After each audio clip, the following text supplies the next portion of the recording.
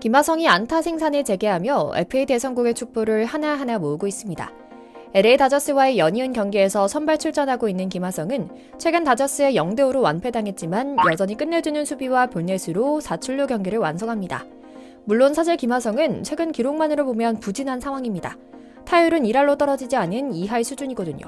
하지만 여기에는 놀라울 정도로 FA 직전 마치 메이저리그 심판들이 합심이라도 한 듯한 오심 릴레이가 한 몫을 하고 있는 것으로 드러났습니다. 얼마나 억가인지 메이저리그에서도 김하성의 억지 스트라이크 아웃 판정을 역대급 오심으로 인정하고 ABS 도입을 서두르겠다는 공식 발표를 할 정도였으니 말입니다. 현지 해설진들도 어이가 없다는 듯 거의 30초간 아무 말도 하지 못하고 있었는데요. 김하성 선수 역시 이성을 잃고 심판에게 달려들어 난투극을 벌이기 일보 직전의 상황이었죠. 하지만 현지 해설진과 미국 현지 방송은 여전히 김하성이 FA 유격수 부문에서 선두를 달릴 수밖에 없는 이유라며 김하성의 타격폼과 끝내주는 수비를 되짚는 방송을 내보내기도 합니다. 여전히 출루율이 높고 발이 빠르며 수비에서는 더블 플레이까지 해내는 모습에 대해 야구 혼자 한다는 현지 해설진의 평가를 따낸 건데요. 1, 2주 잠깐 반짝하는 선수들은 있어도 이렇게 몇 년간 꾸준한 실력을 보이고 있다 보니 그의 삼진아웃 판정 시비에 대해 대놓고 김하성 편을 들며 대신 화내는 모습을 보여주기도 하면 김하성 타격폼을 연구해 앞으로 국제대회에서 미국 국가대표팀 타격훈련에 참고하겠다는 대표팀 감독의 발언도 화제를 모은 겁니다. 오늘은 오심을 저지른 상황과 해당 주심의 오심 일대기 이모저모를 전해드리며 김하성 선수 플레이를 둘러싼 미국의 관심 전체를 짚어드리려고 하는데요.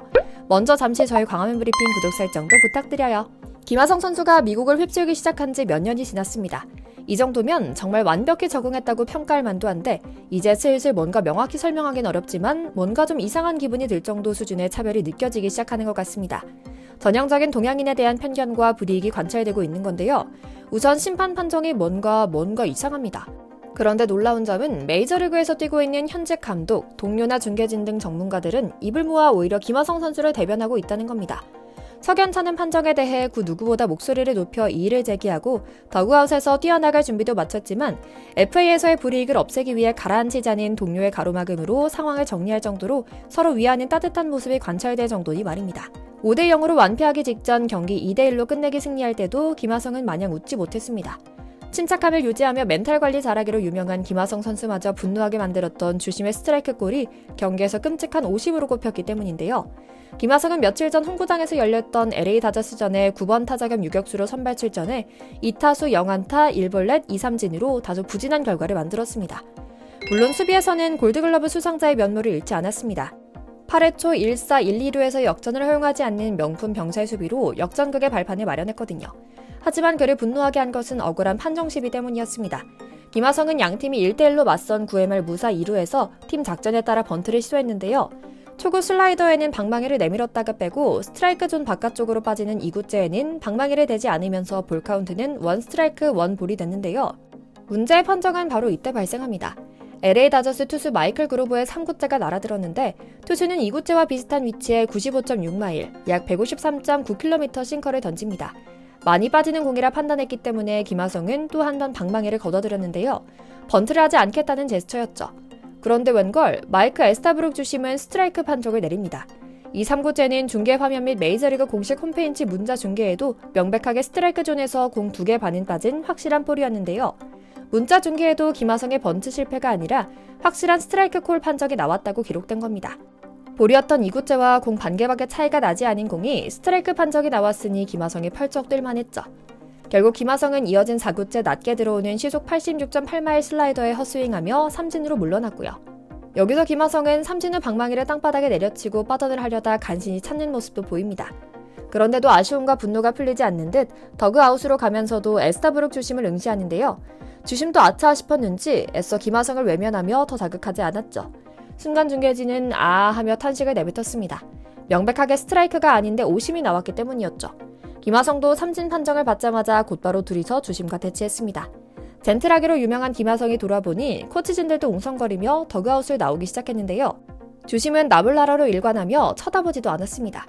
한국이나 미국이나 심판의 판정에 함부로 대들면 안 된다는 문화가 암묵적으로 있다 보니 김하성도 아쉬움을 삼키는 수밖에 없었는데요. 괜히 말싸움이 이어지면 퇴장 가능성도 높았기에 어쩔 수 없었죠. 공수가 교대되는 이닝 종료 상황이라 중계진은 이 상황에 대해 길게 말을 이어가진 못했지만 김하성이 놀라서 당황했다. 김이 저 정도로 어이없어 하는 것은 처음 본다. 나도 같은 심정이다. 저런 심판이 야구에 대한 젊은 세대들의 관심을 떨어뜨리는 주범이다 라는 짤막한 코멘트를 남겼죠. 다행히 후속 타자 루이스 아라에즈가 중전 1타점 적시타로 샌디에고의 2대1 역전승을 이끌며 마무리할 수 있었지만 아쉬운 건 어쩔 수 없었습니다.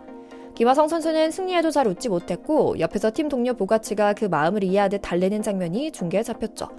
감독도 동료들도 더그아웃에서 뛰쳐나가 항의하려고 준비하고 있던 모습이 카메라에 잡혔고요.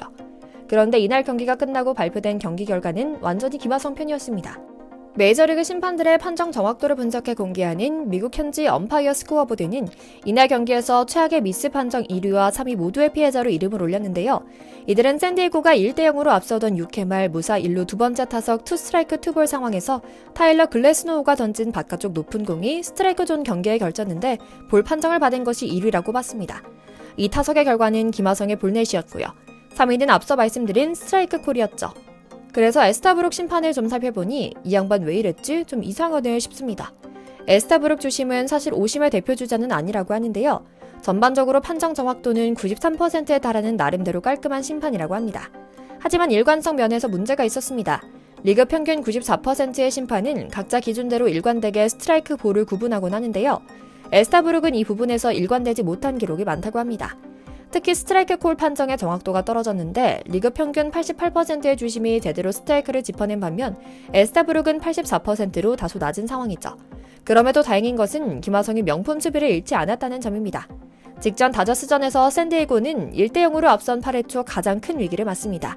킹을 대신해 올라간 마스이 유키가 무키 베츠에게 우전 안타, 오타니 쇼헤이에게 좌전 2루타를 맞고 프리먼에게 좌익수 뜬공 타구를 허용해 1대1 동점이 됐던 겁니다. 여기서 샌디에고 벤치는 윌 스미스를 고의사고로 거르고 1사 1-2루를 만들어 병살을 노리는 승부수를 던집니다. 어떤 공이 날아와도 잡아내는 김하성을 믿었기 때문인데요. 김하성 선수 역시 이 믿음에 부응합니다. 4구째 슬라이더를 공략한 맥스 먼시의 타구는 마스의 글러브를 맞고 느리게 2루 베이스 쪽을 향합니다. 그런데 김하성을 이 타구로 놓치지 않고 잡아 2루 베이스를 먼저 찍어 스미스를 아웃시킨 뒤 곧장 1루로 송구해 먼시까지 잡으면서 이닝을 끝냅니다. 데이브 로버츠 LA 다저스 감독마저도 비디오 판독을 포기할 수밖에 없는 반박 불가의 수비였죠. 김하성의 수비로 역전을 허용하지 않은 샌디에고는 아라에즈의 이적 후 첫 끝내기로 승리를 거둘 수 있었고요. 시원시원한 더블 플레이를 볼 수 있다는 것만으로도 조금은 마음의 위안이 됐죠. 한편 타격감이 떨어진 상황임에도 김하성은 저명한 야구 전문가들 사이에선 집중 연구 대상이 될 정도로 놀라운 존재감을 뽐내고 있습니다. 미 전역에 방송되는 MLB 네트워크는 전 메이저리거이자 지난 WBC에서 미국 대표팀 감독을 맡기도 했던 마크 데로사는 김하성의 타격폼 교정에 대해 극찬합니다. 그는 특별한 선수다. 진정한 파이브툴 플레이어의 면모를 제대로 보여주고 있다라며 2021년부터 올 시즌까지 메이저 4시즌에서 그의 타격폼을 직접 시범으로 보이며 직접 분석합니다. 김하성은 2021년 타격한인 손이 얼굴 근처였다. 2022년엔 어깨에 방망이를 얹었지만 손 위치는 비슷했다. 그런데 2023년엔 시작점을 좀 더 아래로 내렸다. 레그킥도 앞선 2년보다 더 적극적으로 하고 있다. 꾸준히 타격 조정을 거친 셈인데 그래서인지 올해는 시속 96마일 이상의 강속구를 상대로 더 좋은 활약을 펼치고 있다. 다소 부진하지만 심판들의 억지 판정이 영향을 미치는 것을 인정할 수밖에 없다.